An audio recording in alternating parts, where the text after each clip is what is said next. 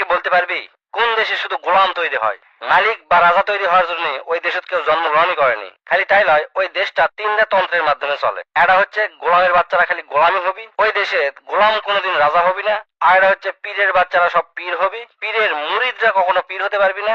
আর রাজার বাচ্চারা খালি রাজাই হবি। ওই দেশের প্রজারা বা সাধারণ জনগণ কোনোদিন রাজা হতে পারবি না। গত 50 বছর যাবৎ মাত্র 2টা রাজ পরিবার দেশ চালাচ্ছে। অন্য কেউ ছোটখাটো আসছিল, কিন্তু তারা টিকে থাকতে পারেনি। ওই দেশের কোটি কোটি জনগণ আছে, কারো মনে কোনোদিন জাগে না যে আমরাও রাজা হতে পারি।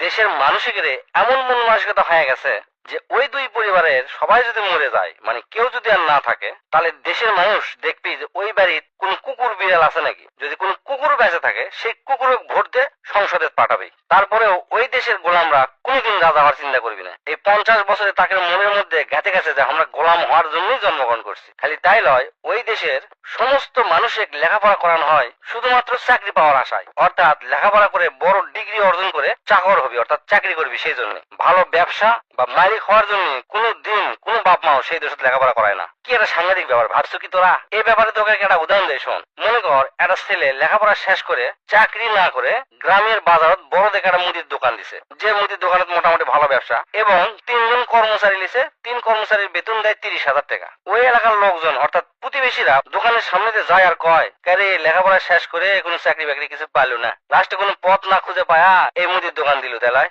অথচ ওরা কোনোদিনও ভাবেনি যে এই মুদির দোকান দিয়ে 3 জনক চাকরি দিছে, 3 জনক 30,000 টাকা বেতন দেয়। অর্থাৎ সেই দেশের লোকজন যদি মুদির দোকানদার কোন মুদির দোকানের যদি চাকরি পাইলনি 10,000 টাকা দামের, তাহলে এলাকার লোকেরা সবাই তাকে সম্মান করতো। চাকরি করে মাসে বেতন পায় 10,000 টাকা। কি সাংঘাতিক ব্যাপার! ওই দেশের লোকেরা 50 বছর ধরে এমন কালচারে অভ্যস্ত যে তারা কখনোই মাথার মধ্যে নিয়ে আসে না যে আমরা কোনো দিন রাজা হতে পারবো, মালিক হতে পারবো। চাকরি করলেই সম্মান, চাকর হলেই সব। ও আরেকটা কথা, ওই দেশের ছেলেপেলে লেখাপড়ার পাশাপাশি চাটাচাটি শিখায়। তাকে মনের মধ্যে সব সময় চিন্তা যে উপর লেভেলের লোকে পা চাটলেই আমার ইনকাম হবে, আমি বড় পোস্টে যেতে পারবো। চাটাচাটি ছাড়া ওই দেশে কোনো কামই নাই। এরা আবার ওই দেশতেই বাস করে, কিন্তু কোনোদিনও ওই দেশে ভালোবাসে না। যাই ক্ষমতা আসে তাই টাকা লুটপাট করে চলে যায়। দেশের যে কি ক্ষতি হচ্ছে সেটা একবারও চিন্তা করে না। আর এই 50 বছর যাবৎ ওই দেশের প্রতিটা জনগণ জানেই যে ভোট দিলেই ওই নেতা কি করবি, তারপরে ভোট দেয়। কারণ সবার অভ্যাস গোলাম হয়ে থাকা।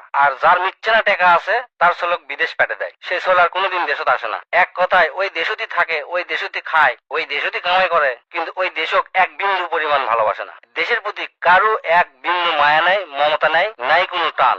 মেলা কুলু দিছি, এখন ওই দেশের নাম কি? স্যার, মেলা কুলু দিছেন ঠিক আছে, কিন্তু প্রশ্নটা মেলা কঠিন। সারা বিশ্বে ইনকে দেশ আমরা খুঁজে পাচ্ছি না। আপনি না সকল দর্শকে কয়া দেন, যদি তারা জানে